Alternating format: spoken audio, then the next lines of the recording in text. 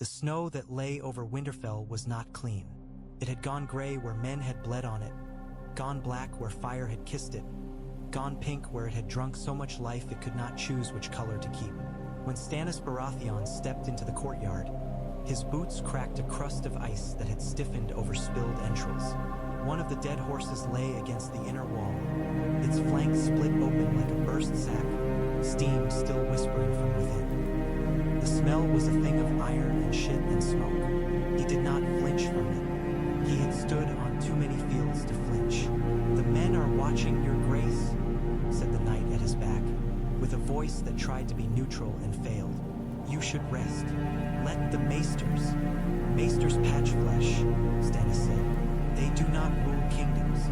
He did not turn to see who it was. He knew Davos's voice without needing his eyes. The man had learned how to walk like a knight, how to carry a sword at his hip, how to sit a horse, but he still spoke like a smuggler trying not to offend the waves. Stannis went on until he stood where the Stark banner had hung for centuries. It did not hang now. Bolton flayed men had been torn down before the battle. He had ordered it so, if only because a flayed man on a field of pink offended his eye. And now the stone above the archway was bare, wind worrying at the old iron hooks. Somewhere, someone had tried to hang a stag, but the cloth had been cut in the fighting, and now brown gold silk lay trampled in the snow, half frozen. He stared at it, at his own sigil ground beneath boot and hoof. It looked like all the rest of the fallen rags. A breath of wind slid down from the broken battlements, cold as an accusation. His wounded leg protested as he shifted his weight. The maester had bound it, but it throbbed in time with his heart, a reminder of how close steel came when men were desperate enough. "Who holds the gate?" he asked. "Ser Justin Massey and a dozen of his men," Davos answered. "The Karstark men have laid down arms. Ryswell's banners are gone. Those that rode out with Ramsay are either dead, scattered, or have bent the knee. There's talk in the yard that the flayed bastard ran. But we found him." "We did," Stannis said. He remembered the boy as he had been brought before him. Hair damp with snow, lips split, still smiling. Some men did not know how to do anything else. Ramsay Bolton, Snow, had knelt on the frozen stones with ropes at his wrists and blood on his teeth and spoken to him as if they were equals wagering over a hunt. "You took my castle," he had said. "It's only fair you give it back when you're done." He had not begged. Others did. Others wept or trembled or pissed themselves. Ramsay had stared at him with bright animal eyes and tried to push his words inside Stannis' skull as if he could burrow there and live. "I am mercy," the boy had said. "Men like you need men like me. I do what you can't." Stannis had given the order in a voice as flat as a frozen lake. Now the bastard's head stood by the main gate, nailed to a spear, black hair stiff with ice. Crows had not found it yet. Perhaps even Carrion knew better. "Your Grace," Davos said, softening the stone edges of the title. "The men saw you ride through the gate. They saw the stag banners over the walls. They know who holds Winterfell now. You prove nothing by walking on that leg." Stannis looked down at the trampled stag, then bent with a small hiss as pain lanced up from his wound. He took the filthy silk in his gloved hand and lifted it. Packed snow had frozen it in place. It tore with a sound like old parchment. "Have the banner repaired," he said, and hung again, higher. This time, Davos's mouth twisted, as if he tasted the wind and found ash in it. I'll see to it. They do not need to see me resting," Stannis went on, letting the ruined standard hang from his fist. "They need to see me standing. A king who shows them his bed too early invites them to think on their own. And a king who falls on his face in the yard invites laughter," Davos said, but he said it very lightly, as if offering Stannis a jest he could refuse. "You have their fear. They saw what you did to the Bolton's men. Give them a little less fear and a little more hope. Only a little.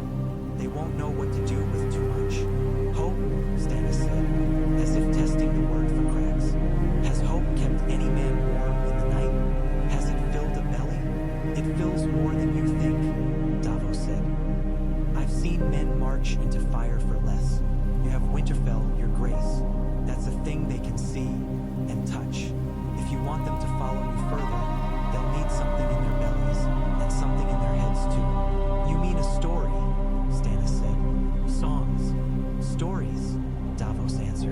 Truth told in a way men can remember. The songs come later, if at all.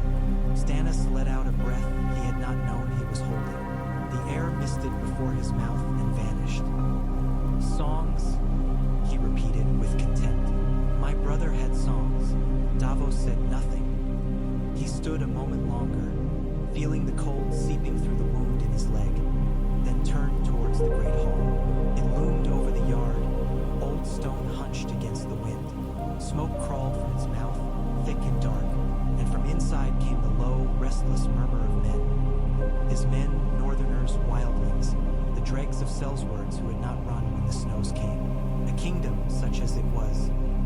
Summon the northern lords, Stannis said. Those who bend the knee today, those who refused and live, those whose knees are too stiff and must be broken.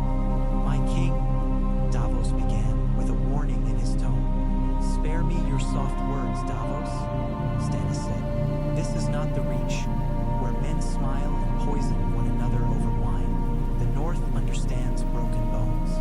If they will not bend, they will be made to feel how brittle they are. If I am to hold this place through winter, I need obedience, not tender feel. Ings, what you need is men who follow because they believe you're worth freezing for, Davos said. Not men who stand in your yard because they're too afraid to run. They can be both, Stannis said. Fear comes first. Belief is a luxury. We have had too much luxury in the South. Look what it brought us. Lions in silk. A boy king who played at cruelty. A city fat on lies. No, he shook his head. A jerky, impatient movement that made his crown shift against his brow. This realm needs rule. Discipline. Oh, it needs to be hammered straight again. Like a sword, Davos said. Like a sword, Stannis agreed. He reached up and touched the iron circlet, feeling it cold against his gloved fingers. The crown was plain, forged from black iron with a single stag picked out in beaten gold. It had no jewels, no rubies that could fall into rivers, no emeralds to mock him when he looked into glass. It weighed as much as 2 mail coils, and his neck ached beneath it. That was fitting. Kings should ache. You'd better go in then, Davos said, before they start deciding things without you. Stannis snorted. If they knew how, they would not need me. He walked towards the great hall, every step a small war. As he passed, men bowed their heads or touched sword hilts or simply stared, eyes wide and hollow. A boy with a smear of blood stiff on his cheek lifted his hand as if to cross his chest, then thought better of it, remembering which lord he served now. Stannis saw all of them, and in each half-frozen face he saw a piece of what had to be done. The door to the hall creaked as 6 men heaved at it. Heat struck him as he stepped inside. A rude, smoky heat that scratched at his throat but felt better than any maester's poultice. The hall was long and shadowed, lit by braziers and tallow candles that guttered in the draft. The high seat at the far end, the carved oak chair in the shape of a running direwolf, stood empty. No one sat it without his leave. They had put his own chair beside it, lower by a hand's breadth. That had been Davos, he did not doubt. The man was always thinking of compromise, of ways to lean without falling. To Stannis, it looked like an apology. He made no comment. Let the North see the chairs and puzzle over what it meant. Men were good at making meaning from nothing. That too could be bent to use. As he took his seat, the murmuring in the hall died away. Hundreds of eyes turned to him with the hunger of wolves. Some belonged to his staunchest lords, Massey, Vel, Bar Emmon. Others to northerners he barely knew except as sigils on parchment. The fat merman of Manderley, the grim stone hand of Dustin, the umber giant breaking chains. There were Karstarks, too. Their sunburst and skull banners still rolled, their faces wary. Their lord was dead, but men remembered where their swords had pointed last.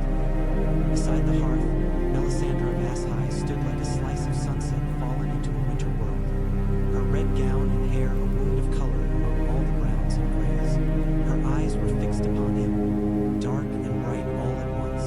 Around her throat, the ruby pulsed. Stannis felt the heat of it from across the hall. Or perhaps that was only his imagination. given up trying to discern where the lady's sorcery ended and his own need began. He rested his hands on the arms of the chair. His fingers ached inside their gloves. He had gripped reins too long in the cold. "Winterfell," he said, voice carrying in the sudden quiet, "is mine." No one answered. Outside, a gust of wind moaned past the shuttered arrow slits. Inside, fire cracked in the hearth. "The bastard of Bolton is dead," Stannis continued. "His father is dead. Their line is ended. The North has been held by usurpers and traitors too long. I am Stannis of House Baratheon, by rights king of the Undulls, the Royner, and the First Men, Lord of the Seven Kingdoms. I have shed blood to take back what is mine. You have shed blood to hold what was stolen from you. We have both paid." He let his gaze travel slowly along the row of northern lords. Wyman Manderly's jowly face was an island of calm, his eyes hooded but not unfriendly. Roose Risswell looked as if he had spent the last hour chewing on a sour plum. There were lesser men, too, with mud still caked on their boots and fear in their stares. "The Lannisters sit in my city," Stannis said. "They have fattened themselves on your work. They have let wolves tear at your borders. They have sold justice for coin and comfort. Every year that they have ruled, the law has grown weaker, and men like the Boltons have grown bold. You know this. You have lived it. Your dead lie outside these walls to prove it." Someone muttered, too low to catch words. It did not matter what they were. He had not finished. "By right, by law, I am their king. If you call yourselves men of honor, that should be enough. But I know the North. You are not men to bend for names on parchment. You bend for strength, for order, for the promise that your children will not wake to find flayed skins hung from their gate."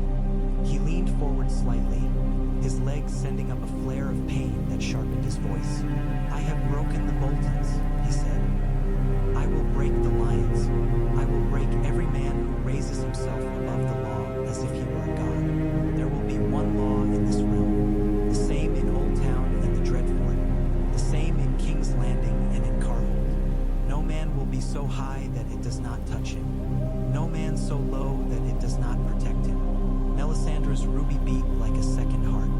"That is my word," Stannis said. "There are kings who promise bread and wine, gold and sugar. I promise you only this: law and the sword that enforces it. If you bend the knee to me now, you will have my protection. If you will not, you will have my justice." Silence lay heavy over the hall for a heartbeat. Then another. Stannis could hear his own blood humming in his ears. Wyman Manderly cleared. His throat, a wet, burbling sound. "Your Grace," he said, and the title from his lips was like a rich man offering a coin, casual and heavy. No man in this hall doubted the bastard needed killing, nor that the lions in the South have grown too fond of their own reflections. But the North remembers names as well as law. Winterfell belonged to the Starks before the Undulls ever thought to cross the sea. "I?" rumbled a big man in a patched cloak. One of the Umbers, Stannis thought, by the breadth of his shoulders and the wildness in his beard. "We've had our fill of strangers on that seat." Stannis allowed himself a thin smile that never reached his eyes. "Then pray the gods send you back your Starks," he said. "Until they do, you have me. I did not choose your loss. I choose what to do with it." Davos shifted at his right, as if wanting to speak and thinking better of it. Stannis ignored him. "Our choice, then," Manderly said, "is between no Stark and a Baratheon. And the dead," Stannis said. "You can lie beside them if you like. The snow will not care whose colors you wore." The humorless thing that passed for a jest from his mouth drew a few strained laughs. Northerners found death less frightening than Southerners, but they were no less in love with life. "There is another choice," came a voice from the side of the hall, young and cool as ice. Heads turned. Stannis followed their gaze. Jon Snow stood in the shadow of a pillar, the black of his cloak making him almost invisible against the stone. He had come in quietly, as if reluctant to disturb a feast. Only now, when men's eyes were elsewhere, had he stepped forward. Ghost padded at his side. A long pale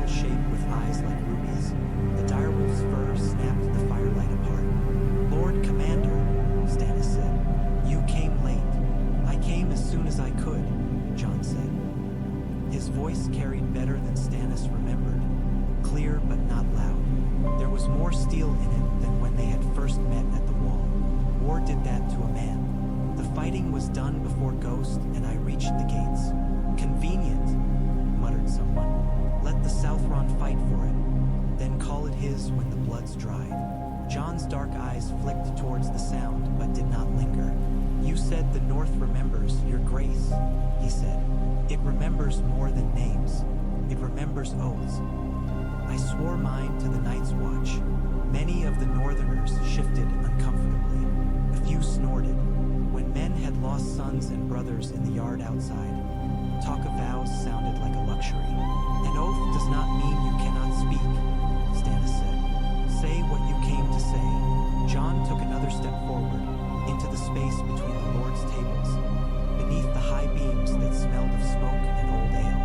Ghost moved with him, silent and sure. You tell them you will give them law, he said.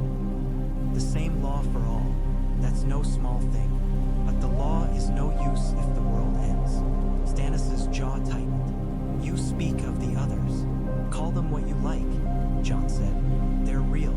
I've seen them. Your men have seen what their dead can do. We don't have the luxury of pretending King's Landing is the only battlefield that matters. His words touched something raw in the hall.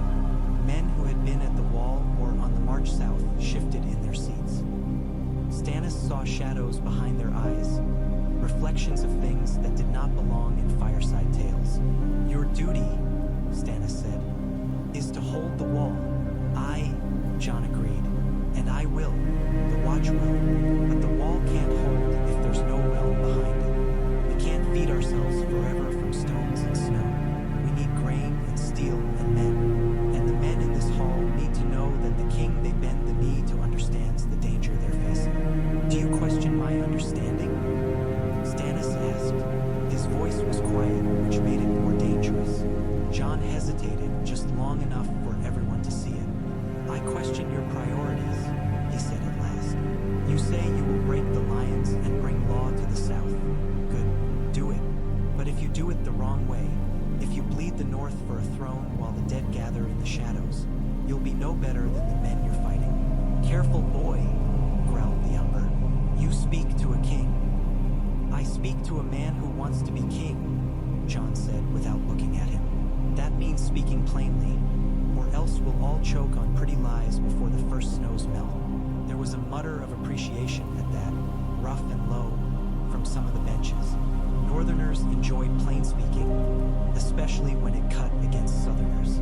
Stannis felt his temper rise, felt it like a tide pressing against the boundaries of his ribs.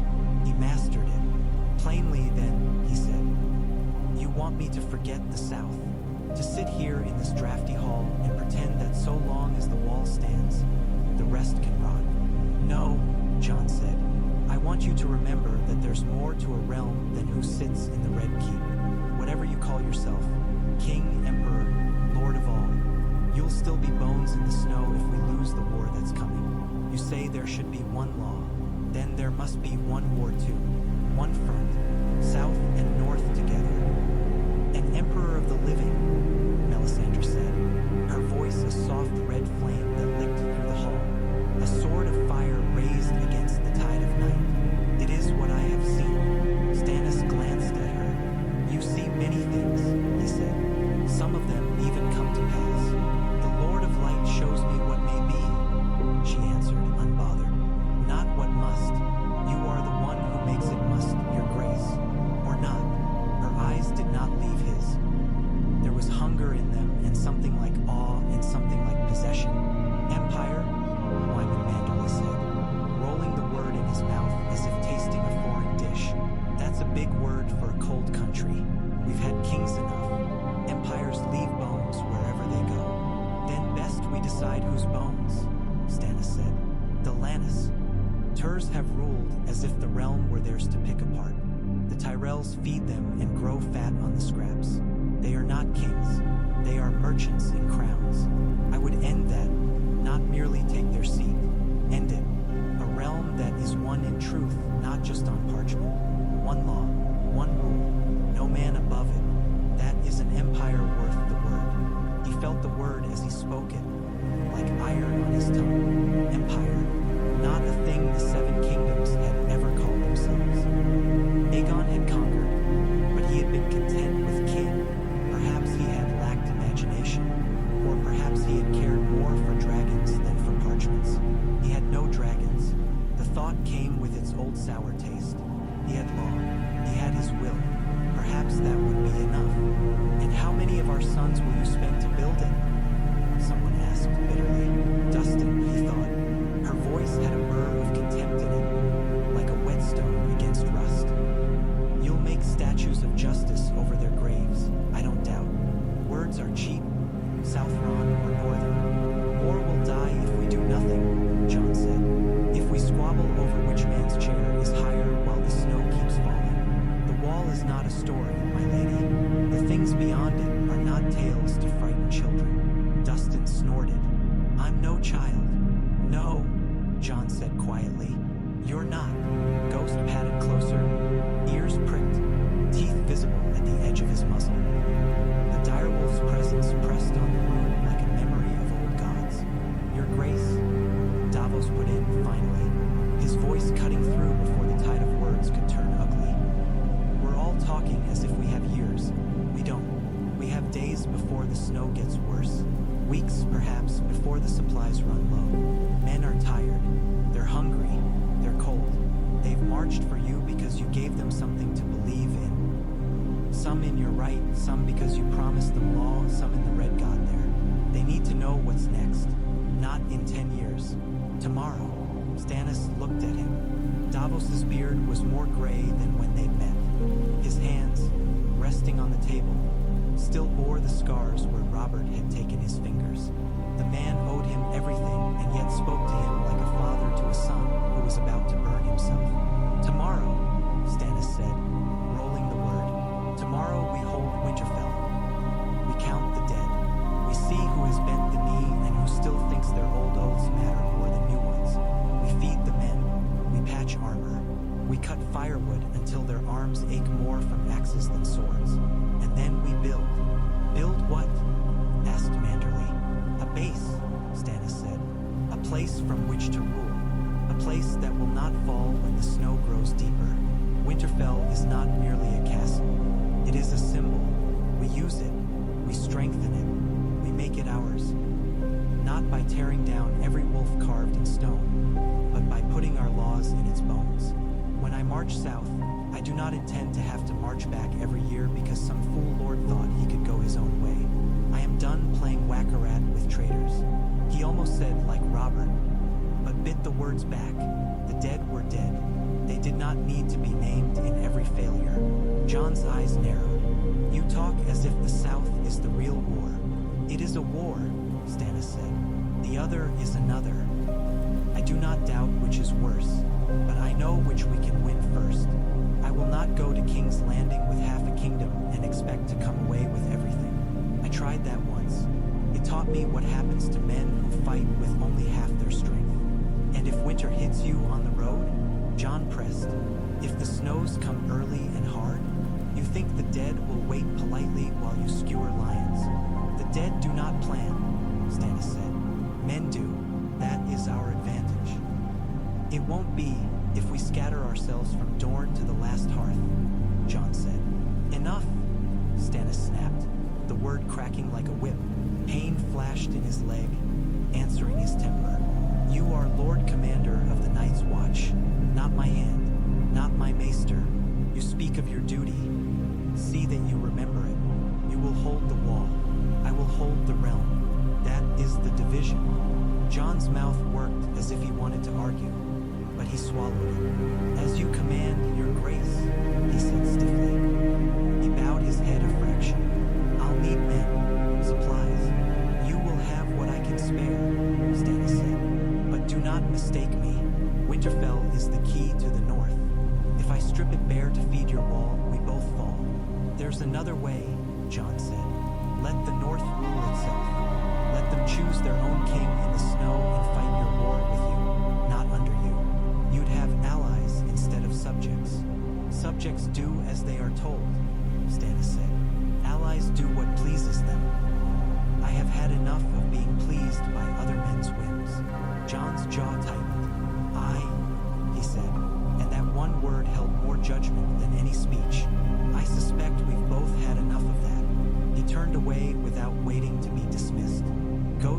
Stannis a last, measuring look, then padded after his human. Men moved aside for the dire wolf without thinking.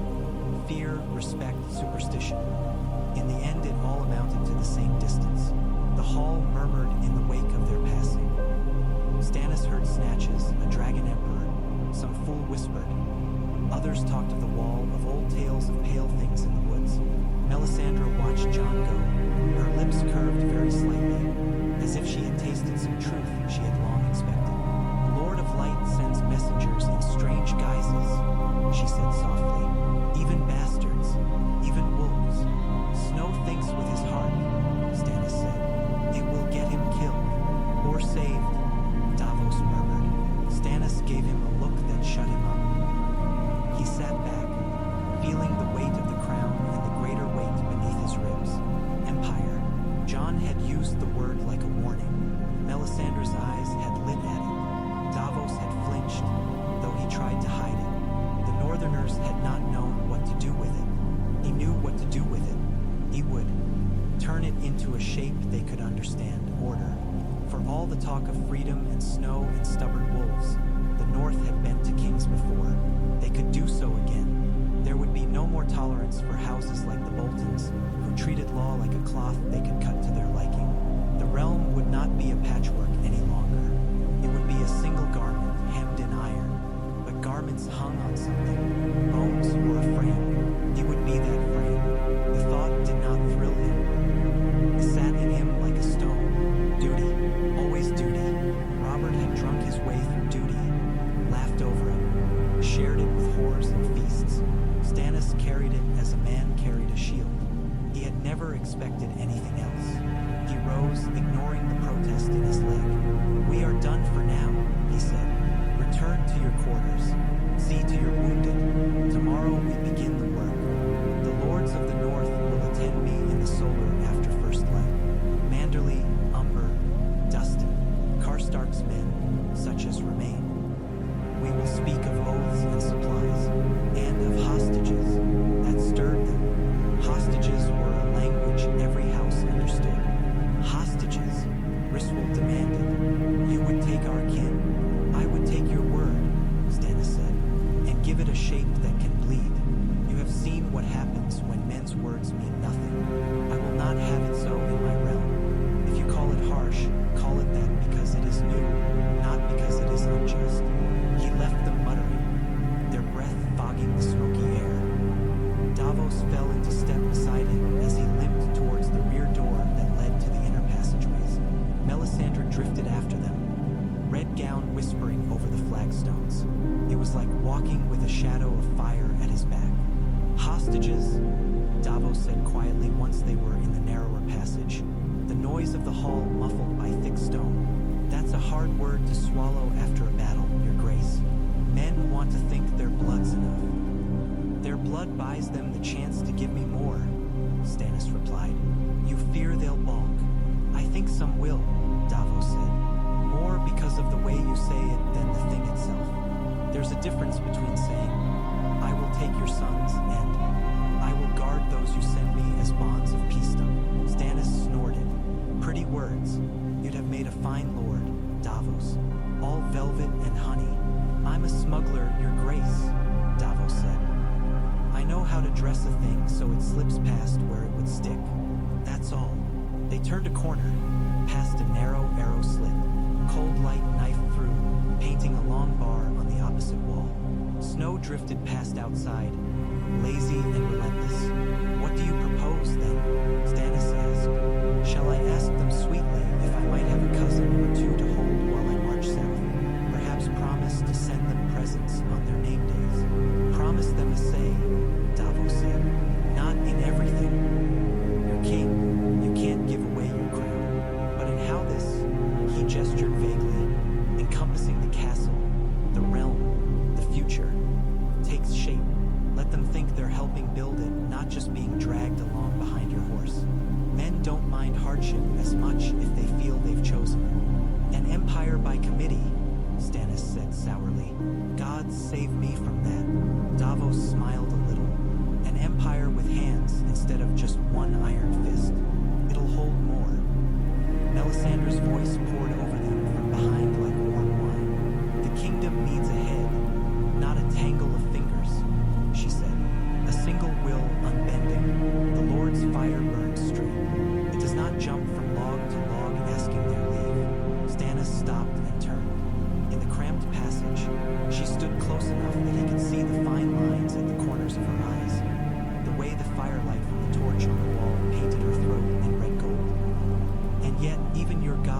servants, he said, priests, kings, the Azor Ahai of your stories.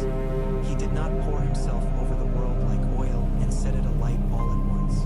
He worked through men, through chosen men, Melisandre said, not through all men. There is a difference. And you think I am one of these chosen, Stannis said. It was not a question. They had had this conversation in one form or another 100 times. I know it, she replied. You are the Lord's instrument. The fire in you is not like other men's. Today proved that again. In the flames last night I saw falling snow, running red. I saw a stag trampling a flayed man. I saw a wolf kneeling, and behind him a wall of ice cracking and spilling light. All as I have foretold. Winterfell is yours. The north will be yours. The south will follow. And when the night comes in truth, you will be more than a king. Empire, Davos muttered under his breath. She'll have you taking that word for a title if you let her. Melisandre smiled. The word does not matter, she said. King, emperor, savior, they are mortal sounds. What matters is the fire you bring. The world will break without it. Stannis felt irritation prick under his skin. The world has managed to turn for thousands of years without me, he said. I do not flatter myself that it would simply fall off whatever it sits on if I had choked on a bone in summer. You underestimate yourself, Melisandre said. He underestimates no one, Davos said dryly. Stannis sighed, feeling the weight of their eyes on him like an extra layer of mail. Enough prophecies for one day, he said. I have flesh and blood matters to attend. My daughter, she waits for you in the solar, Melisandre said. I saw her there before I came to the hall. She burns with a different light, blue like the dawn. It pleases the Lord. Davos, for once, looked as unsettled by her words as by her fire. Leave the girl to her books, he said. She's had enough of gods and kings for one lifetime. Stannis started walking again. The thought of Shireen in the solar curled over one of her histories, her brow furrowed in concentration, tugged at something in him he did not often look at. He had almost known that thought he did not touch. Not now, not ever. It had been a crossroads lost in snow. The road he had not taken lay buried. There was only the way ahead. The solar they had given him was smaller than the one he'd had at Dragonstone and colder, its walls smelling of stone and old rain. Still, someone, Shireen, he suspected, had tried to make it home, laying out his maps on the table with care, setting his few personal things on the shelf. The carved stag that had been Renly's, the wooden ship Davos had whittled for his daughter on some long voyage. She sat in a chair near the hearth, legs tucked up beneath her, a heavy shawl around her shoulders. Patchface snored softly on a pallet by the fire, his bells muted. His painted fool's face looked sadly ordinary in sleep, the madness tucked away for a few blessed moments. Shireen looked up when her father entered, her gray eyes widening. The scars from her childhood sickness pulled slightly at her mouth when she smiled. It made her smile seem all the more like an effort against the world. Father, she said. Shireen. He shut the door behind him more gently than he had meant to. For a man who had ordered men burned, who had watched ships sink with souls screaming on them, he moved carefully around his child, as if afraid of bruising her with sound. You're limping, she frowned. Are you hurt? Did they? A scratch, he said. The maester will whine over it for days, but it will not lay me low. You should rest, she said. The same words Davos had used, but in her mouth they were not counsel of state but simple concern. You look tired. Kings look as they must, he said. If I looked fresh as a maiden on her name day, it would not sit well with men who have lost sons for me. You could wash, she said. It would not make you less kingly, only less smoky. He snorted. You sounded like your mother then. Her face fell a little. Is she? He hesitated. How much did a child need to know of war, of deserts, of choices? Shireen had never been like other children. She read while other girls learned dances. She could recite the names of every king in the Targaryen line, but had never seen a tournament. She is safe, he said at last. Half a truth, half a lie. At Castle Black, the Lady Melisandre will see to her. He did not speak of the way Celis' faith clung to Melisandre's every word like ivy on stone, smothering what little warmth had ever been in her. And you have Winterfell, Shireen said, seizing on the victory like a starving pup on a bone. Patchface said so early this morning. He sang about stags in the snow. I don't think he meant it to make sense, but it did. He rarely means anything to make sense, Stannis said. Sometimes I wonder if the gods are mocking me through him. Perhaps they're talking in a language we don't know yet, Shireen said, with the earnestness of someone who had never had a prayer cruelly answered. Jon says the old gods speak in wind and leaves. Maybe the Lord of Light speaks in foolish songs. Stannis felt something like surprise at the mention. Jon Snow talks to you? He did at Castle Black, Shireen said. When you march south, he told me about when he was a boy here, about the crypts and the faces in the trees. He said Winterfell is in his bones. It is, Stannis said. He is Ned Stark's bastard. However the law names him, he is of this place. Do you think he wants it back? Shireen asked. Winterfell. Stannis walked to the table and laid his hand on the map, on the ink-smeared outline of the north. He cannot have it, he said. Not while he wears black. But if he didn't, Shireen said, if he hadn't sworn the vow, would you give it to him? He stared at the cracked wood beneath his hand. He had offered Jon a lordship once at the wall, Winterfell and a new name, legitimacy in all but parchment. The boy had refused. I offered him once, Stannis said. He declined. But now, Shireen persisted. You have Winterfell now. He's here. You have to put someone in it, don't you? To keep the north, what did you call it? Straight. Straight, he repeated, amused despite himself. Like a sword. You can't hold all of it by yourself, Shireen said. Not and go south too. Jon said the north doesn't like being ruled by strangers. I think they like him. He's kind in a quiet way, and he listens. You speak as if kings are chosen by who is kind, Stannis said. The realm would be full of fat innkeepers on thrones if that were so. Perhaps it would be happier, she said lightly. He gave her a look that made her cheeks color. You know better than that. Kindness without law is weakness. Law without some measure of kindness is hard. He knew the word men used for him. The manus, stone. The trick is to find both in one hand. I have not always succeeded. You're trying, Shireen said. Her certainty stabbed at him. That matters. He looked at her then. Really looked. Her shawl had slipped, showing the uneven skin at her neck, the old grayscale scars. They had never bothered her as much as they bothered others. Children had mocked her. She had borne it with quiet endurance. Celis had seen her as a burden, Melisandre as a symbol. Only Davos had spoken to her simply as a girl. Stannis had never known how to be with her. When she was born, he had gone down to the sea and stared at the waves and wondered what god he had offended to be given a child so fragile. Yet here she sat, straight-backed despite her thinness, trying to weave the world into something just. She would grow into more than he had been, if she lived long enough, if he made a world where she could. What do you know of emperors? He asked abruptly. Her eyes widened further. Emperors. In your books, he said, you read of Valyria, of old Giscari, of all those dead places. What was an empire to them? She thought for a moment, brows knitting. Greater than a kingdom, she said slowly. Not just one land, but many under one banner. Sometimes many peoples. They had armies and roads, and they made laws for all their cities, even the far ones. The Valyrians had dragons, so everyone obeyed. The Giscari had slaves, so their cities grew huge. And what did they lack? Stannis asked. He did not know why he pressed her. Perhaps because no one else he spoke to could talk of such things without immediately thinking of their own seat at the table. Mercy often, she said a little sadly, and foresight, they thought they'd last forever.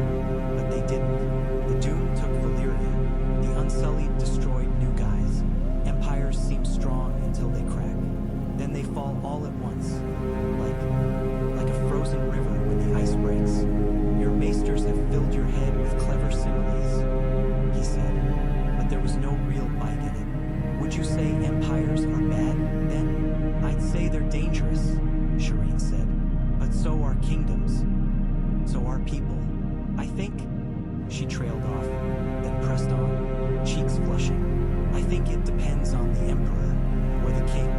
If he cares more for his rules than for the people, then his empire will be cruel. If he cares only for the people and throws away the rules whenever it hurts them, then his empire will be soft, easy to break. If he cares for both and knows when to bend and when not to, she shrugged. Maybe that's the best any man can do. You speak as if that is a simple thing, Stannis said. No, she said. I speak as if it is the hardest thing in the world. He felt something tighten in his chest. And who taught you to think like that? You, she said, as if it were obvious. And Ser Davos, and Jon. A little. Snow fills your head with wildling tales, he said.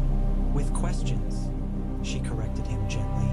You've always told me to know the law before I spoke, but he told me I should know why the law is there.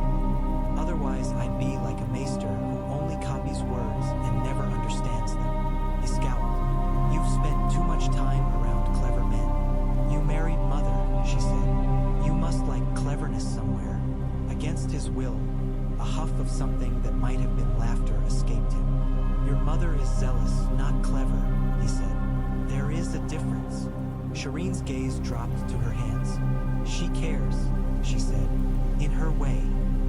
A way that leaves little room for breath, Stannis said. As does your red woman. Melisandre frightens me sometimes, Shireen admitted in a small voice. But she also believes in you. It's strange to be near someone so sure of something. Most men seem unsure, even if they shout loudly. Stannis thought of Jon, speaking quietly in the hall, his doubt visible and yet his conviction shining through it. Of Davos, standing at his side despite every reason to run. Of Melisandre, whose certainty was a flame that both warmed and burned. Belief is not proof, he said. Men believe in all manner of foolishness. It does not make it true. Is it foolishness that you'll win? Shireen asked. He looked back down at the map, at the jagged line of the neck, the fat sprawl of the riverlands, the Name King's landing inked too large for his liking. No, he said, that is not foolish. That is necessary. And the rest? She pressed. The rest can wait, he said. Until tomorrow.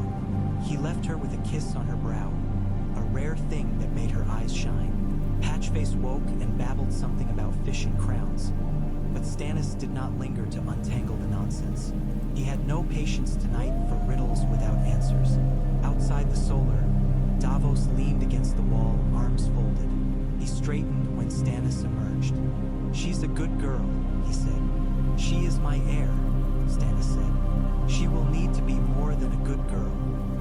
She already is, Davos said. You just don't always see it. You're too busy looking at the world through iron. Better iron than fog, Stannis replied. Tell me truth, Davos. When you hear the word empire, what do you see? Davos scratched at his beard, thoughtful. Ships, he said at last. Not in the way your maesters mean. They talk of cities and laws and banners. I think of ships, lines of them, carrying grain and soldiers and letters with seals on them. An empire's only as strong as the roads and ships that bind it. You can have all the laws in the world. If they take too long to reach a man's ears, he'll forget them, or ignore them. Then an empire needs roads and ships, Stannis said. It needs men like you. Davos smiled ruefully. I'm one old smuggler with half my fingers, your grace. Your empire, if that's what you want, will need more than me. It will have you, Stannis said, if I have to nail you to the mast of it myself. They walked together towards the stair that led down to the Godswood. The air grew colder with each step, the stone underfoot slick with a film of seeped ice. Stannis' leg ached like a tooth. You still pray? He asked suddenly.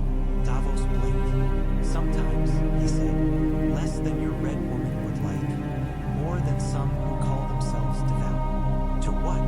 Stannis pressed. To her god? To the seven? Davos hesitated. To the mother sometimes, he admitted. When I think of my boys. To the warrior when I'm scared. To the father when I don't know what to do. Habit mostly, I suppose. You do not pray to Lal,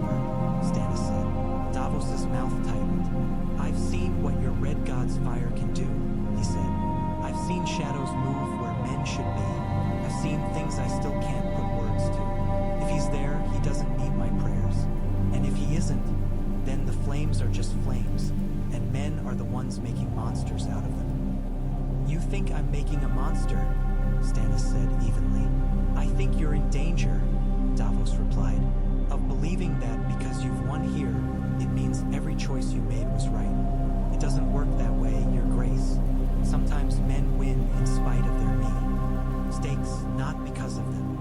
The words landed like blows. Stannis wanted to tell him to hold his tongue, to remind him whose fingers he wore, whose knightly name he held. Instead he said, You speak of a specific mistake. Davos met his eyes. I speak of a girl you almost burned, he said, and of the part of you that still thinks you should have. That frightens me more than any talk of empires. Stannis stopped.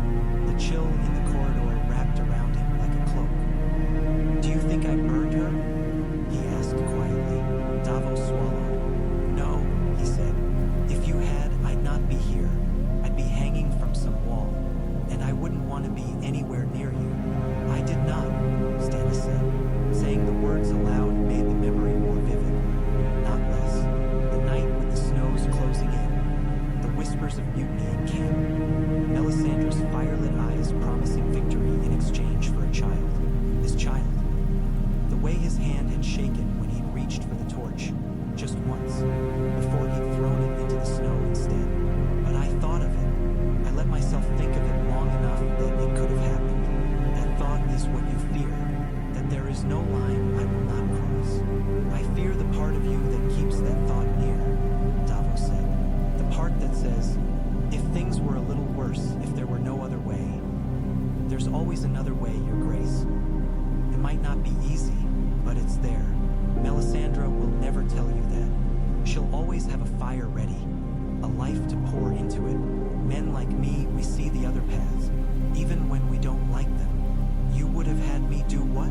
Stannis asked. Turn back to the wall with our tails between our legs? Watch the Bolton bastard laugh from his walls and flay a man a day in my honor? Starve in the snow while my claim rotted? I'd have had you trust your men, Davos said. Trust that they weren't marching with you just because of a red woman and her flames. They followed you because they thought you were better than the kings they'd had. If you'd burned your own blood, you'd have proved them wrong. Stannis looked away, towards the shadowed steps that led down to the ancient heart tree. I will not burn her, he said. Whatever comes, that road is closed. Good, Davos said simply. Silence stretched between them, not comfortable but not jagged either. Stannis thought of Shireen's thin shoulders, of the way she held her head when she talked of empires, as if the word were a story instead of a weight. So, Davos said at last, forcing lightness into his tone, this empire of yours, if you're set on the word, you'll need a better song than the Lord of Light burns his own. Doesn't have a nice rhyme. I do not want songs, Stannis said. I want men to go to sleep at night knowing that if they are wronged, there is a place to take that wrong. A court that will hear them whether they own a field or a fleet. I want men who sit in judgment to fear the law as much as those they judge. I want scribes who write the same sentence for a rich man as for a poor one, without their hand shaking. If empire is the price of that, so be it. Davos smiled faintly.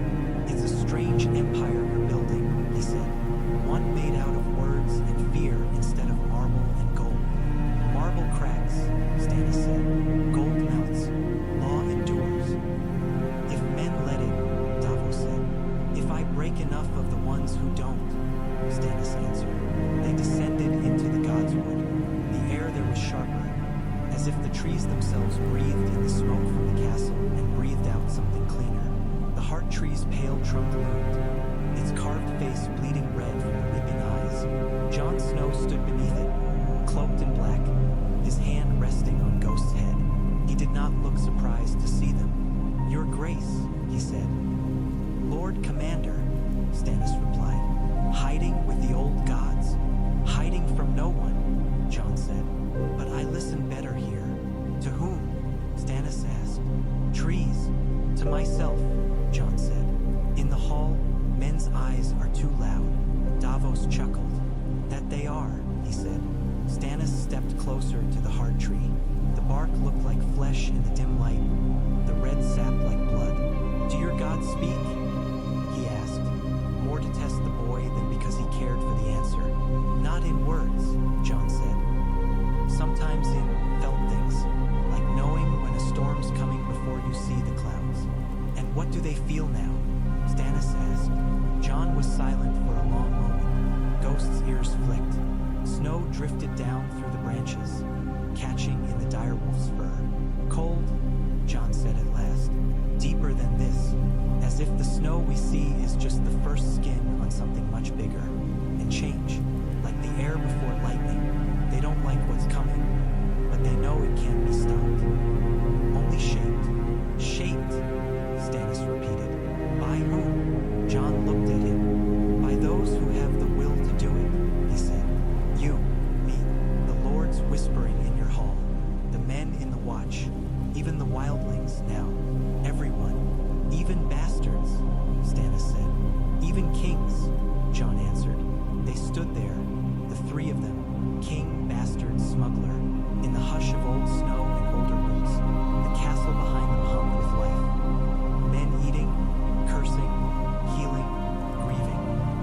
The realm beyond it slumbered in its own delusions, unaware that its map was already being redrawn in a Winterfell god's wood by a man with an iron crown and a limb. "Empire," Stannis said quietly, tasting the word one more time. "If I build it, Snow, it will not be for my glory." Jon's mouth quirked. "Glory sits ill on you," he said. "You wear duty better." "Duty," Stannis said. "Duty demands more than a kingdom this time. If the world is to survive what your trees fear, it will need more than 7 squabbling kingdoms. It will need one rule, one law, one frame, as my daughter says, for it all to hang on." "Frames can break," Jon said, "if the weight's wrong. Then we make it thicker," Stannis said. "We brace it, but pitch men who understand what they're holding up." He looked at Jon, really looked. The boy, no, the man, met his gaze without flinching. "Winterfell is mine," Stannis said, "by right of conquest and by the treachery of the Boltons. But the North will not love me for it. They will endure me. There is a difference. I can rule men who endure me. I would rather not have to beat them into endurance every 10 years." Jon said nothing. "You spoke of letting the North rule itself," Stannis went on. "Of allies instead of subjects. If I were a man given to fancy, I might think there could be a third path. A man who stands between North and South, who is of this place but serves the realm as a whole. A warden, not a king. That bridge." Jon blinked. "You think of me," he said. "I think aloud," Stannis said. "Do not mistake that for an offer. You are bound to the watch." Jon's jaw clenched. He said. "Would you take it?" Stannis asked, unable to stop himself. "If you were not bound, if I set aside law for one day and gave you the old name, would you take Winterfell, knowing it would mean bending the knee to me and helping me build what comes next?" Jon's hands curled at his sides. Ghost pressed against his leg, as if feeling the tension. "That's not a fair question," he said hoarsely. "You offer me a thing I can't have, which is the only time a man's answer is worth anything," Stannis said. "Well?" Jon was silent for so long that Stannis thought he would refuse to speak. Snow fell between them, slow and patient. "Yes," Jon said finally. The word seemed to cost him. "I would, if I thought it would keep my people safe. If I thought it would help win the war that matters." Stannis felt something unclench in him. Not relief, he did not know the taste of that. Something like confirmation, as if a part of the map had drawn itself in. "Then perhaps," he said, "one day we will find a way to make that answer more than a ghost." Jon looked at him sharply. "You can't mean to break my vows," he said. "You of all men." "I mean to break nothing," Stannis said. "I mean to look for the cracks that already exist. Bastards serve the watch, and yet lords find ways to ease their path. Highborn men wear black, and yet somehow their blood finds its way into marriage beds. The law is not a stone. It is a wall built of many stones. Some can be moved without without the whole collapsing. That's a dangerous way of thinking, Davos said quietly. It is the only way to build anything new, Stannis replied. He turned away from them, from the tree, from the weight of their eyes and their faith and their doubt. The snow did not care what he called himself. King, emperor, stubborn fool. It would fall all the same. But men cared. Men needed names to shape their fear and hope. He would give them one. Not a name for himself, but for the thing he meant to forge. A realm that would not break when winter pressed him. An empire, if that was the word they needed to understand what he intended. It began here, in the stolen castle, with one victory in a war that was still only a shadow on the horizon. It began with a girl reading histories by a fire, with a smuggler who still believed in mercy, with a bastard under a bleeding tree, hearing the mutter of old gods, with a man whose leg ached in the cold, who had never been loved by his realm and no longer cared to be, so long as it endured. Tomorrow, Stannis said, to no one and to all of them, we begin. Dawn came to Winterfell as a dim gray smear behind low clouds, the kind of light that seemed to apologize for itself before it touched anything. The roof above Stannis creaked in the cold. When he opened his eyes, his leg throbbed in time with his heart, a dull hammering that ran from shin to hip. He lay still for a moment, listening. The castle sounded different in the morning, less like a wounded animal, more like an old beast waking slowly. The distant clang of hammers on iron, the scrape of shovels on stone, the low murmur of men's voices layered on one another. Somewhere, someone laughed, sharp and brief as a crow's cry. The sound felt almost indecent in this place, like a jest told at a funeral. He pushed himself upright, teeth gritted against the complaint from his leg. The bed was harder than the one at Dragonstone, stuffed with straw instead of feathers. Good. Feathers were for men who had time for dreams. A book lay open beside him, fallen against the rumpled blanket. The 9 free cities, their histories and laws. He did not remember when he had stopped reading. The last lines he'd taken and talked of Braavos and its secret councils, of the way it kept itself free by never letting any one man hold all its strings. He had read and thought of Davos, of Jon, of Manderley, of all the hands reaching towards what he meant to build. The hearth in the corner had burned low. Only a few embers glowed under the gray ash, like eyes half closed. The air in the solar was cold enough that his breath smoked. Shireen slept in the chair, head pillowed on her folded arms atop the table. Someone, likely herself, had dragged a blanket over her shoulders in the night. Her thin hair lay in straggles across the parchment under her cheek. Ink had smudged on her fingers, staining them gray. Stannis watched her breathe.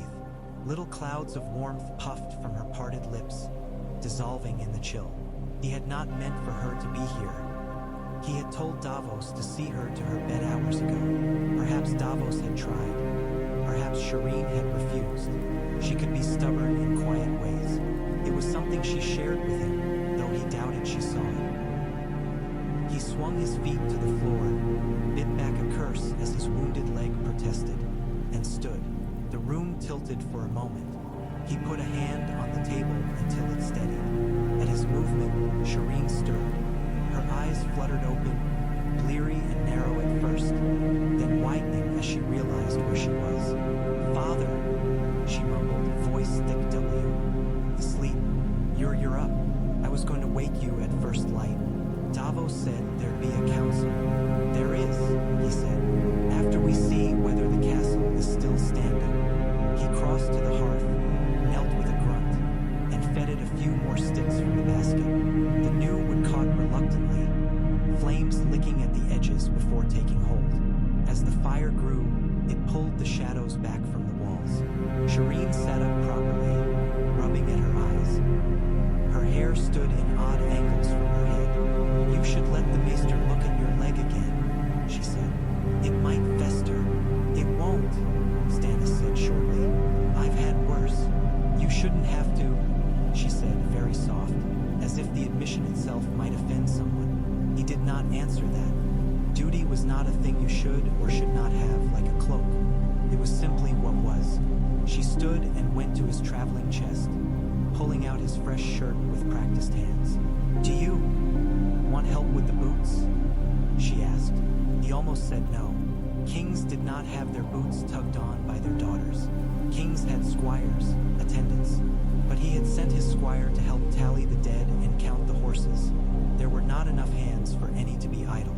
And Shireen was looking at him with that mixture of concern and eagerness that he had never known how to refuse. "Very well," he said. She worked carefully, fingers fumbling a little with the stiff leather. Each time she pulled the boot up over the bad leg, he felt a stab of pain, but he kept his face still. Once, when he sucked in a breath despite himself, she paused. "I'm sorry," she said. "Do not be sorry for doing what I asked," he said. "The world would be simpler if more men understood that." She smiled, a small crooked thing. "Perhaps you can put it in your laws," she said. "The law of boots. All must obey the king without making him grimace." "I'm told I grimace whether I mean to or not," he said. "So that would be a very hard law to enforce." She sat back on her heels. "I could add a note," she said. "Except when the king is thinking. You'd have me exempt from my own law," he said. "That is how rot starts." "No," she said. "I'd have you explained, so that when someone saw your face, they'd know you weren't angry at them. Just thinking." He looked at her for a long heartbeat. "A king who needs explanations is already failing," he said, more gently than the words warranted. "Men should know him by his deeds, by the steadiness of his rule, not by the twist of his mouth. I will not spend my time correcting every fool who sees a frown and thinks himself slighted." "You can't anyway," she said. "There are too many fools." "Indeed," he said, "which is why we must make rules for them, and for the wise, so they do not become fools." He shrugged into his doublet, fastened the buttons, settled the plain iron crown on his head. It sat heavy and cold, biting his brow. He had never grown used to it and suspected he never would. Good. A crown that felt comfortable was a dangerous thing. "Come," he said. "You may as well hear how the north howls." "May I?" Excitement flickered under her caution. "They won't mind me there?" "They will mind everything there," he said. "But they will mind me more. Stay behind my chair and keep quiet unless I speak to you." She nodded, knotting her fingers together for a moment before letting them fall. Patchface snorted in his sleep and muttered about fish dancing on ladders. Stannis did not look at him. He did not need another omen before breakfast. The corridor outside was colder than the solar. The stones damp where snow had seeped through cracks over the years.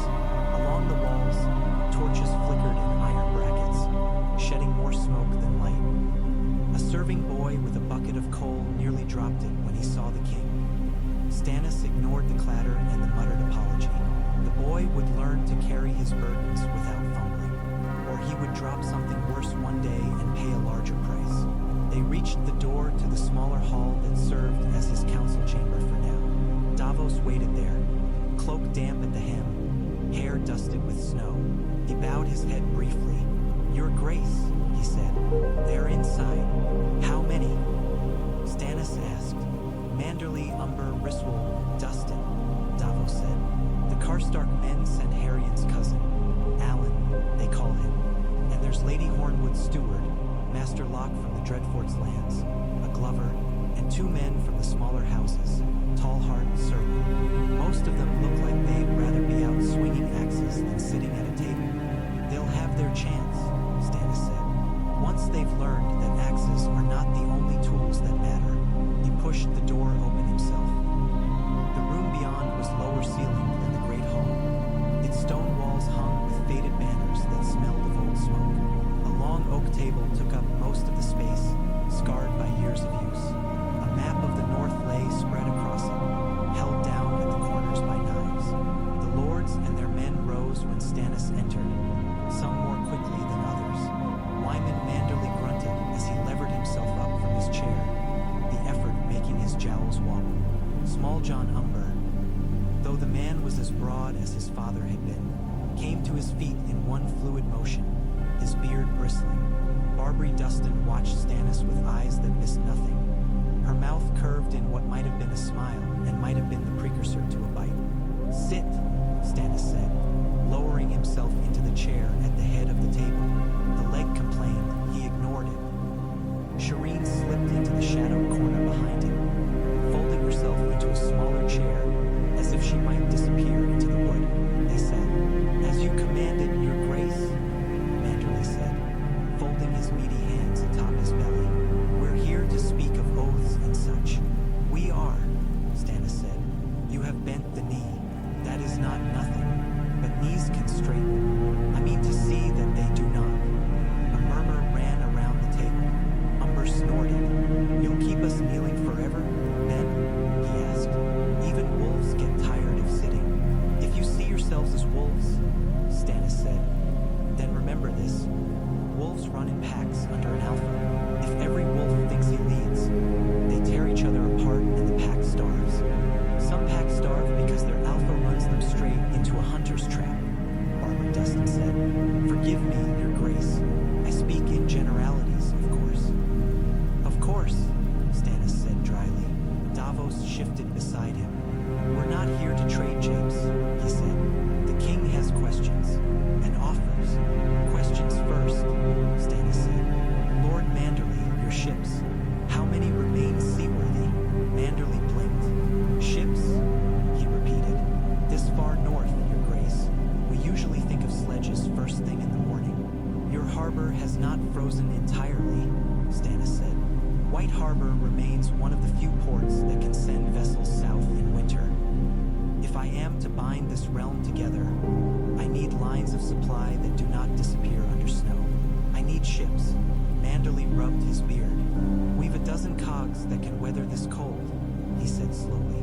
"Maybe more if we patch a few that have seen better days." "Why? Because an empire," Stannis said, letting the words sit heavy on the table, "is as strong as its roads and its ships.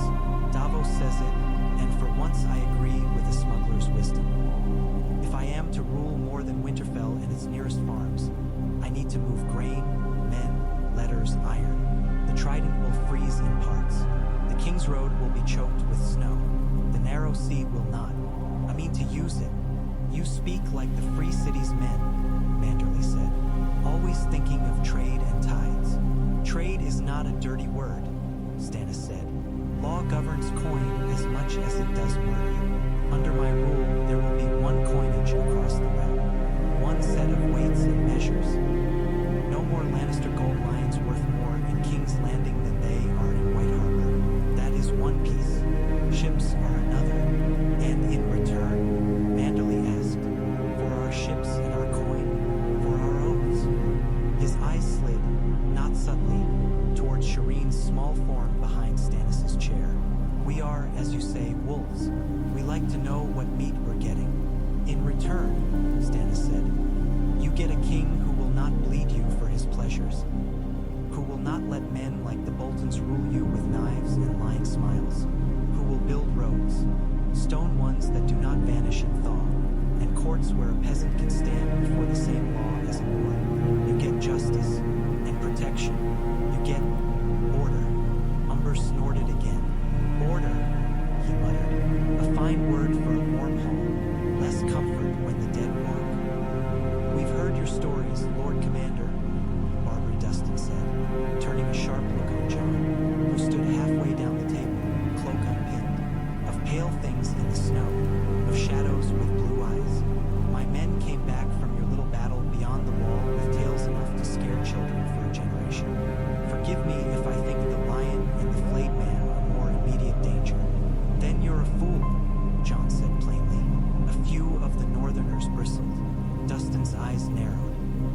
"Careful bastard," she said. "You sit here only because we remember your father. That memory can sour." "My father would have listened," Jon said. "Whatever you think of my birth, the wall was his trust. I've seen what's coming. You haven't. You think the Boltons were the worst the world could throw at you because they gutted your people and hung their skins up like banners. The dead will do worse and feel nothing. They're not cruel. Cruelty's a human luxury. They're emptiness given shape." The room went tall.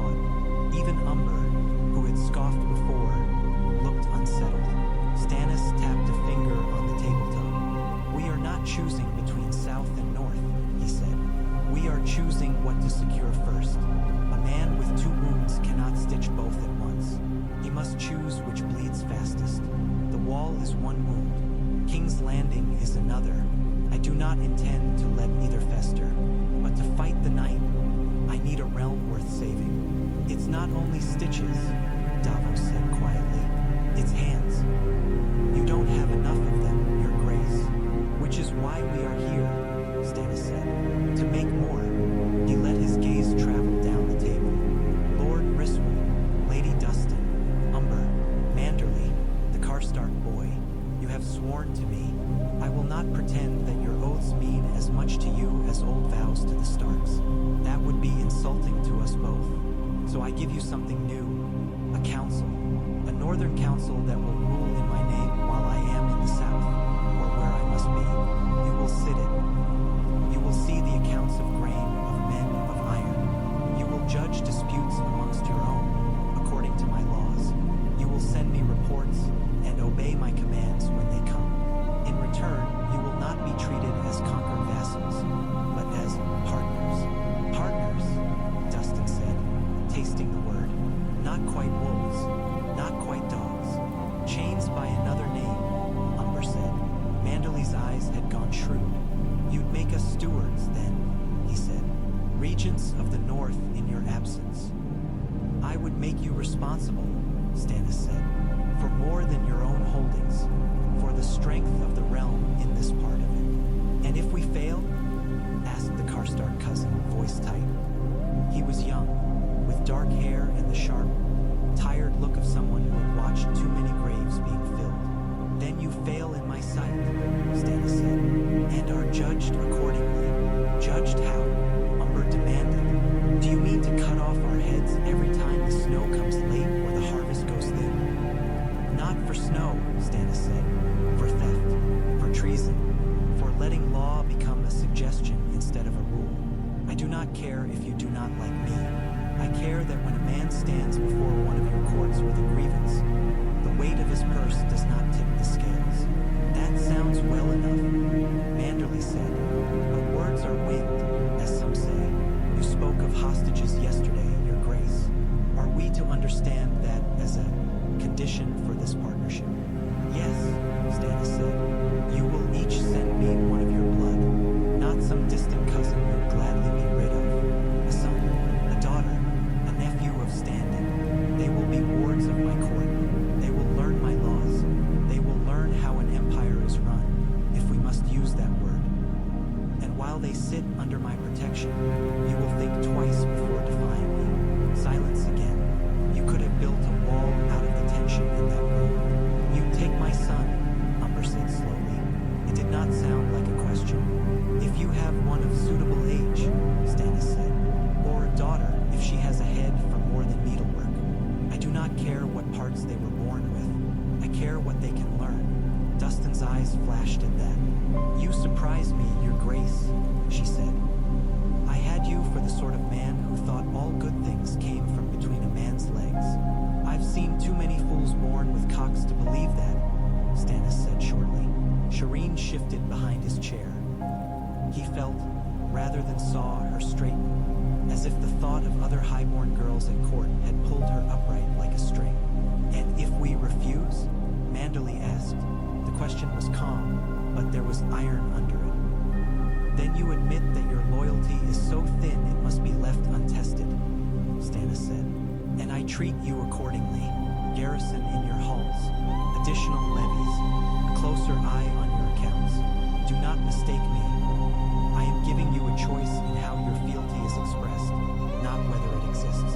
That was settled when you bent the knee. Hostages make for bad songs, Umber muttered. They make for stable realms, Stannis replied. Davos leaned forward. Call them wards, he said. Let them bring a small household, tutors, maids. Let them feel they're being honored, not chained. The result's the same, Your Grace, but the taste in the mouth is different. I do not rule by taste, Stannis said. No, Davos said, but you rule men, and men do. Stannis hesitated. The word hostage had sat well with him because it was honest. A hostage was precisely what he meant. flesh given in guarantee of words, to sugar that truth with another term felt deceptive. But Shireen's voice whispered in his memory, explanations. People needed to be explained. Wards then, he said reluctantly, in the custom of the realm, they will be treated well as long as you are. If you break faith with me, I will not send their heads back in boxes. That is the way of men like the Boltons. I am not them, but their position will reflect your behavior, their marriages, their freedoms. Do not make me use them as pawns, and I will not. You speak of not sending boxes, Dustin said, yet you nailed Ramsay Bolton's head to your gate. He was no hostage, Stannis said. He was a criminal. There is a difference. One I mean to codify. Codify? Manderley asked. Right?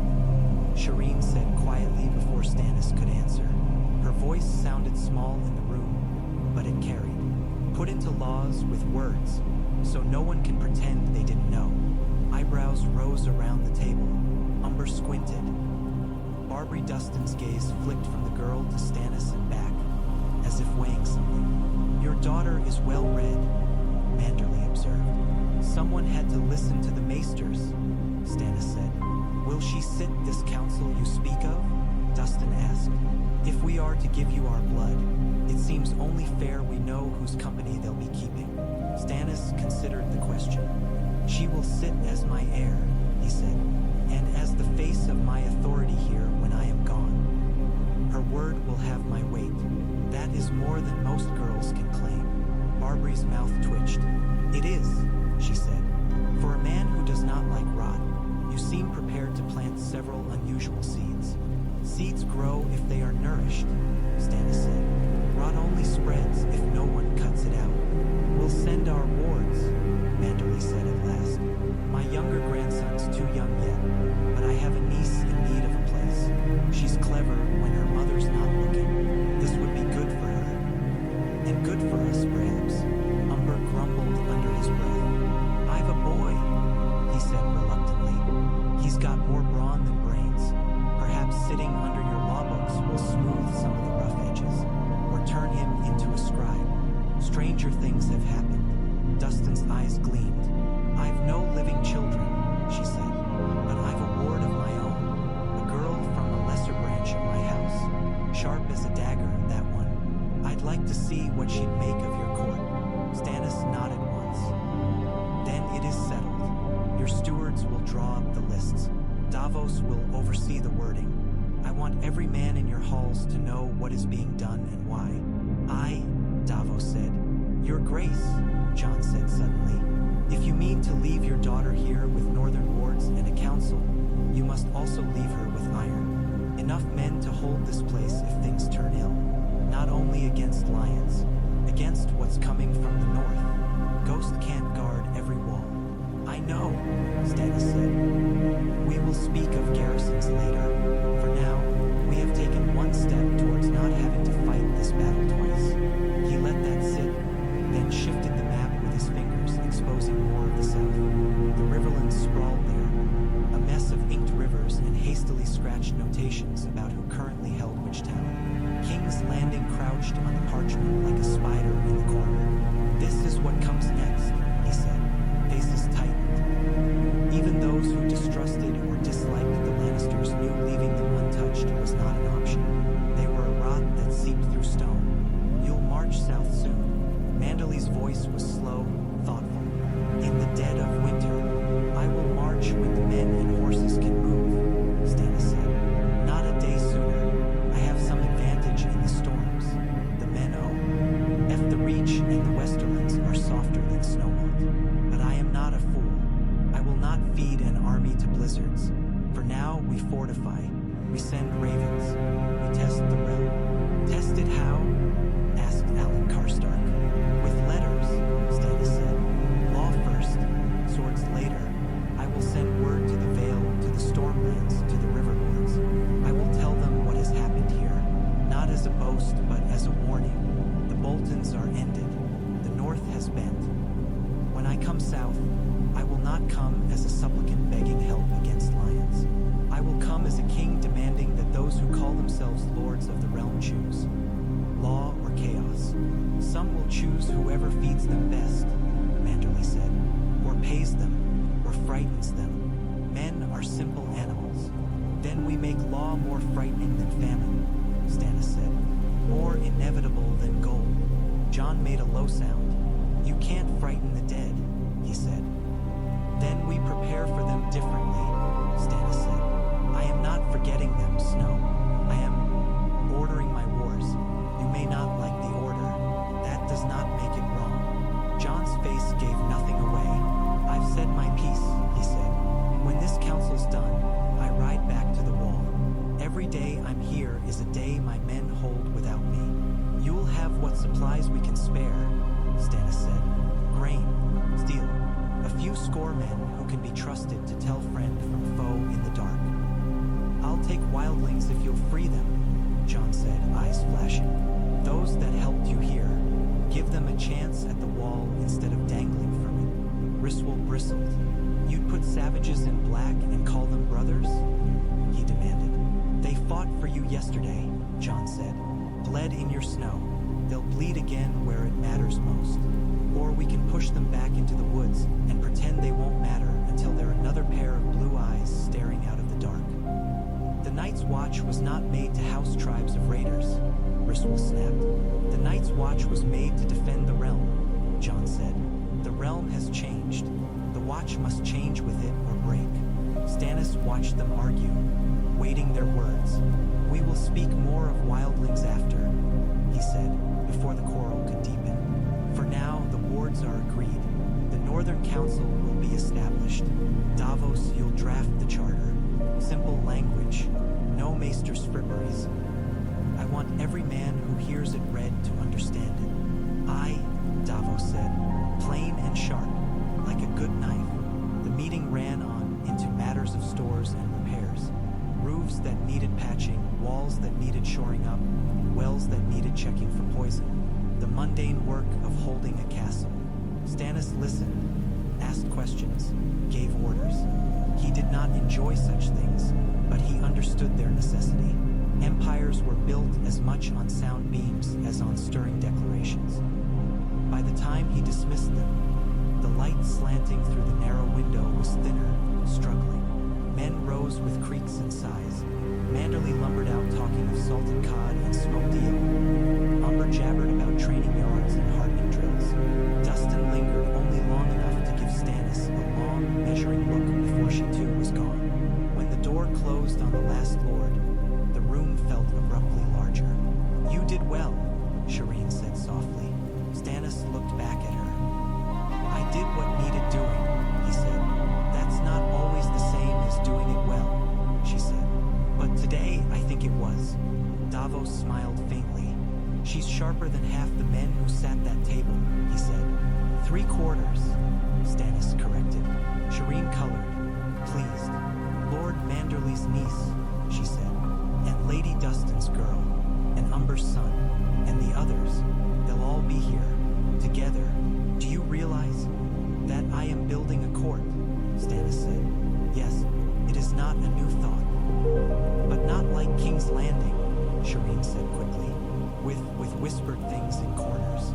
You can make it different. I can try, he said. Men will bring their whispers wherever they go. They need them like smoke in their lungs. You can fill their lungs with something better, Davos said. It's not only fear that holds men. Sometimes it's the feeling they're part of something larger than themselves. An empire, Melisandre said from the doorway. She had entered without knock or sound. The torches seemed to burn brighter when she stepped fully into the room, as if they leaned towards her. The ruby at her throat pulsed slowly. You like that word, Stannis said. It is your word, she replied. You spoke it first over these stones. It has sunk into them. I felt it in the flames this morning. Do your flames also tell you when to barge into my councils unbidden? He asked. She smiled. The Lord's business knows no doors, she said. But have no fear, your grace. I am not here to speak of burning children. Shireen flinched very slightly. Davos's jaw clenched. "That is never the Lord's business," he said coldly. Melisandre gave him a glance as mild as a cat watching a bird. "You have a small faith, Onion Knight," she said.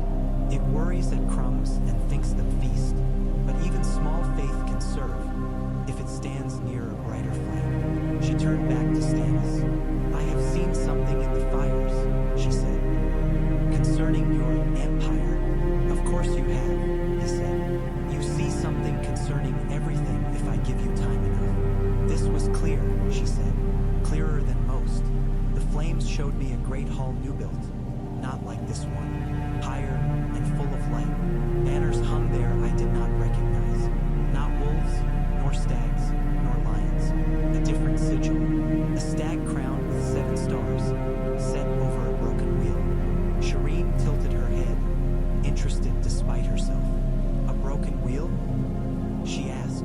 Melisandre nodded, her red hair shifting, like the wheel of a cart that has been shattered, or the spokes of power as men know it now snapped and remained. Men stood beneath that banner in armor that was neither southern nor northern. They spoke many tongues, yet obeyed one law.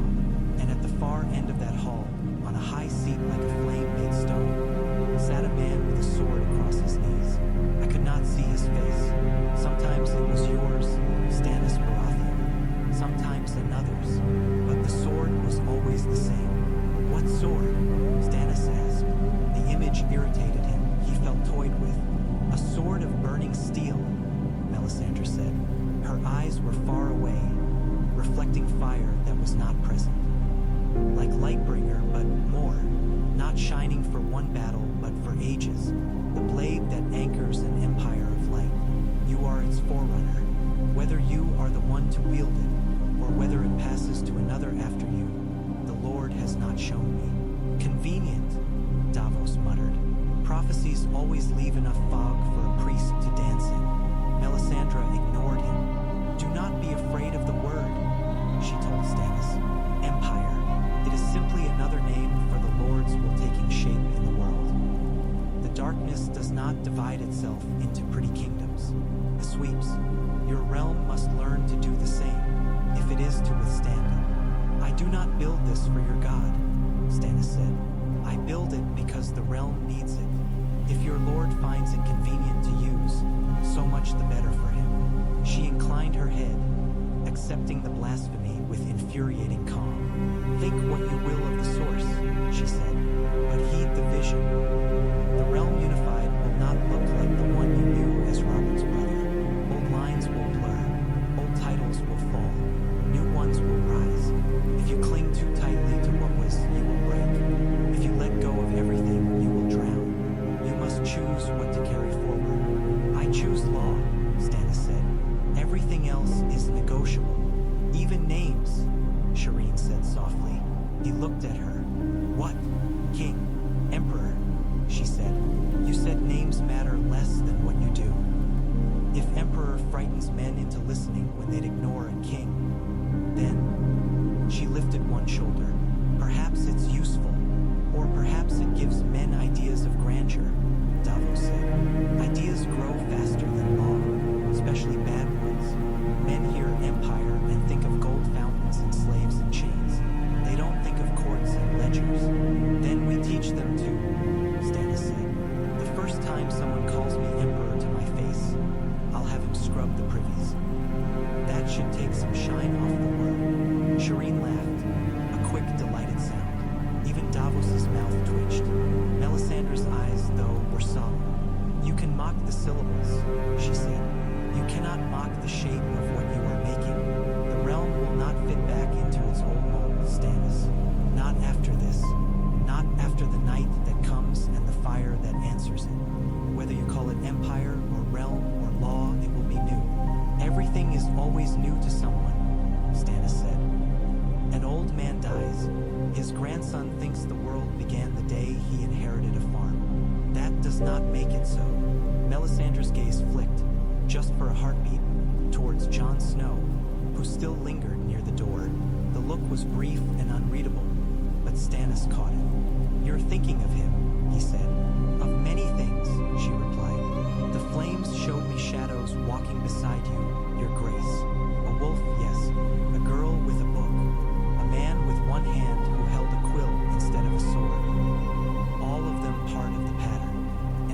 is not made by one will alone, no matter how strong.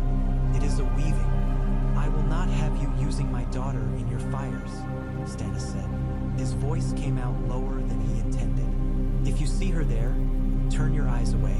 She is not yours. Melisandre tilted her head. She is the Lord's as much as you are, she said. But I take your meaning. No flames will touch her skin by my counsel, or by anyone's, Davos said.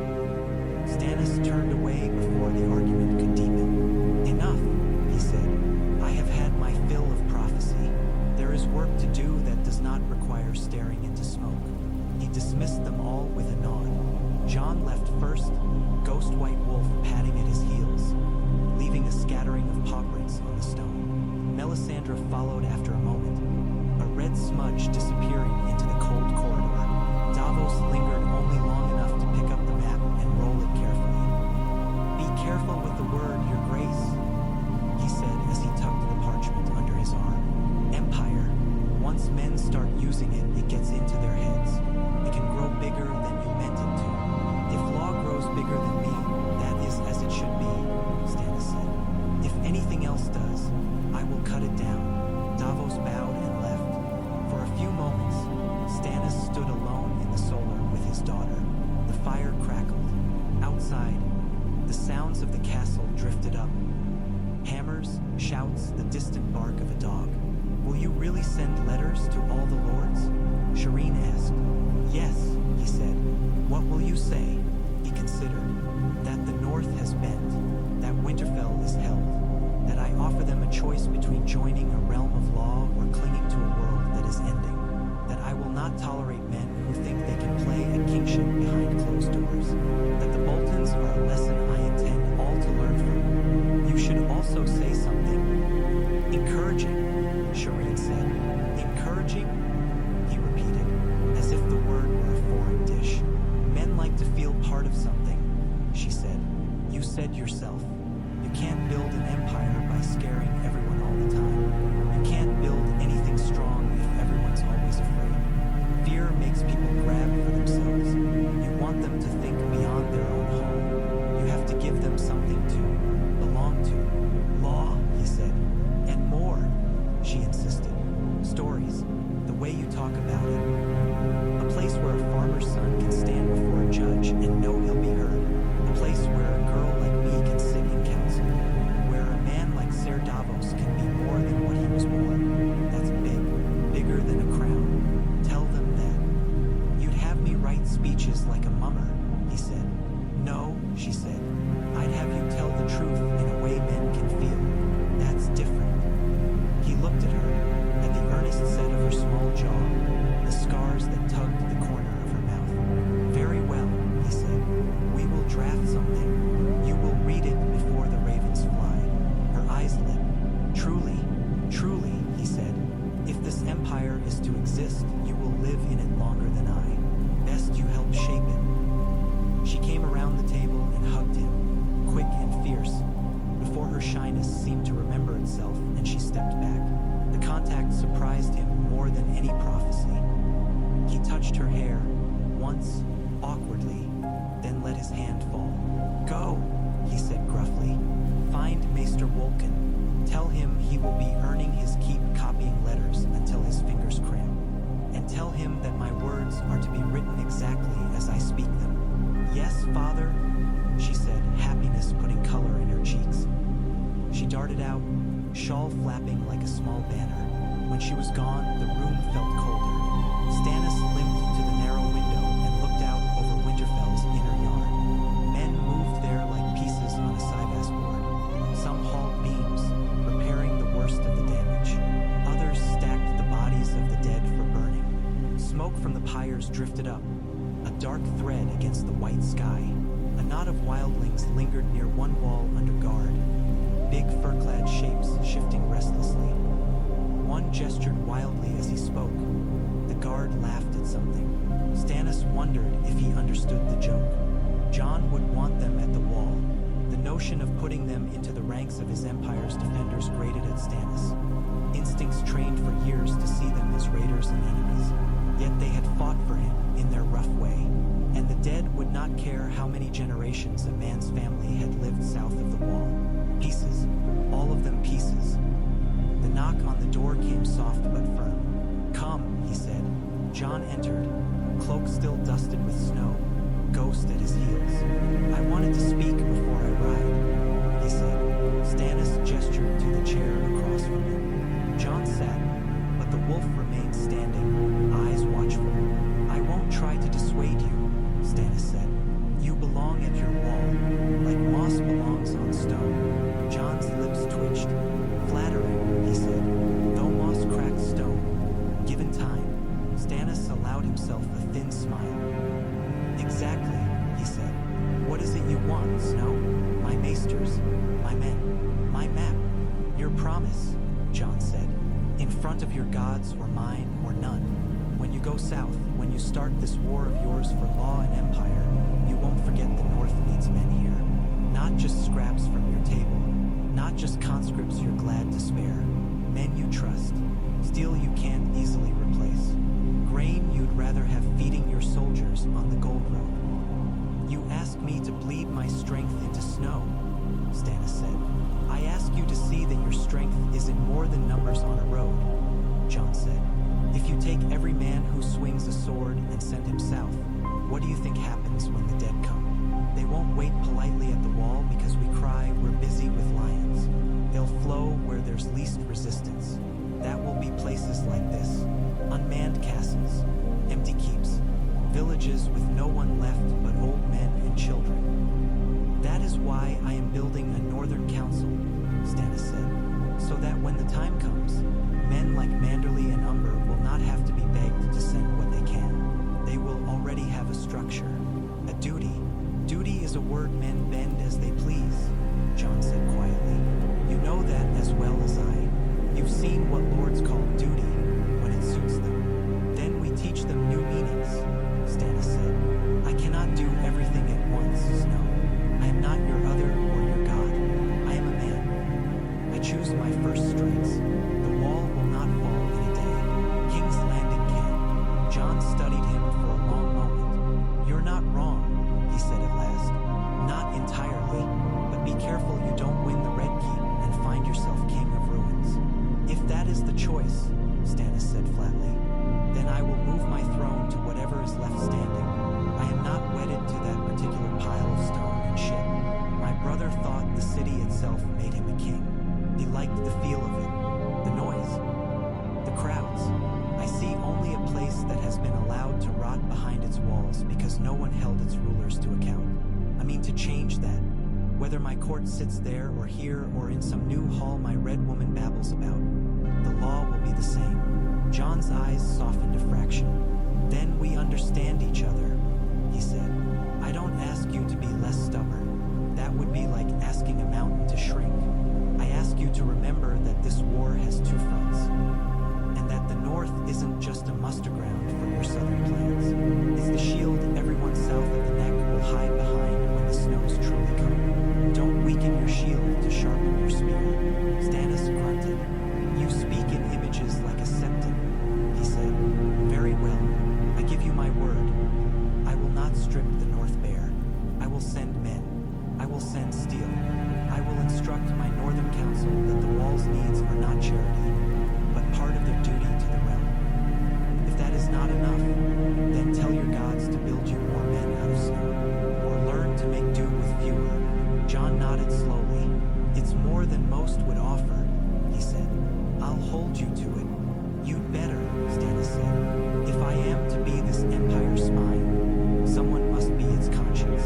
Davos is already burdened. He could use the help." Jon's mouth twitched again. "You flatter me," he said. "I do not flatter," Stannis said. "I assign tasks." Jon stood. "Then I'd best be about mine," he said. "Thank you for the grain and the wildlings. I'll get more out of them than they'd ever give you. They don't take well to crowds." "Few men do," Stannis said. "They take even less, as kindly to discipline. That is why they need it." Ghost padded towards the door, then paused and looked back at Stannis, as if committing his scent to memory. The wolf's gaze was unnerving. Not animal, not human.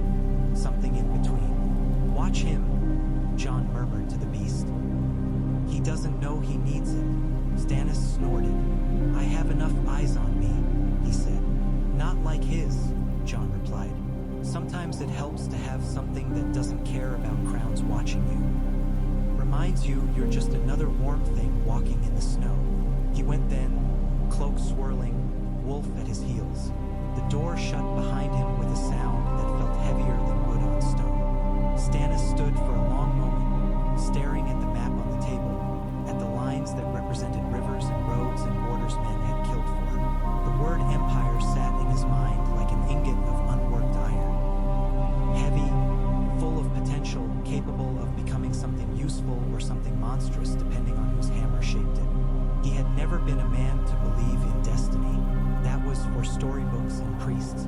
He believed in choices, in consequences. He had chosen to seize Winterfell. He had chosen not to burn his daughter. He would choose what to do with this chance. If the Red Woman's god was using him as a piece, that was the god's affair. Stannis Baratheon would play his game his own way. He went to the window again. Outside, the smithy's smoke rose thicker now. Men moved on the walls. A group of children, servants' brats, probably, chased each other across the yard, their laughter strange and sharp in the cold air. One of them stumbled and fell. Another hauled him up. They were already weaving their own stories of this day, in their own small words. In the God's Wood, the heart tree's pale branches stirred in a wind he could not feel. For a moment, he imagined he saw faces in the bark looking back at him, weighing him. Old gods, new gods, red gods, trees. Let them. He had no worship left to give, only work. He turned away from the window and called for ink and parchment. There were letters to write. An empire did not announce itself with fanfare. It began with a man who bled on his own words and sent them out into a world that did not yet know what they would mean. He would tell them, in law, in steel, in the way their children would grow up speaking of justice. He dipped the quill, its nib scratching on the parchment like the sound of a sword drawn slowly from a scabbard. To Lord Peter Baelish, guardian of the Vale, he wrote first, because he knew the man's mind worked always in terms of profit and loss. To the River Lords next, to Dorne, to the Reach, to any man who called himself lord of something larger than a single tower. He signed each letter with his name and titles. Stannis of House Baratheon, King of the Undulls, the Loiner, and the First Men, Lord of the Seven Kingdoms, Protector of the Realm. He did not write Emperor, not yet. He would let that name grow in other men's mouths first. When it was time, if it ever was, he would decide whether to take it, or whether to let it hang in the air as something larger than him. The law did not need him to live forever. It only needed him to stand long enough to be set. When the ink dried, he sanded each sheet, folded it, sealed it with his plain stag and wax. Shireen came back with Maester Wolkan, his gray face lined with worry and wonder in equal measure. Together, they worked until the light died and the candles burned low. Outside, the snow kept falling, on Winterfell stones, on the old kings in their crypts, on the wall, on the lion's den in the south, unaware of the stag's shadow stretching northwards.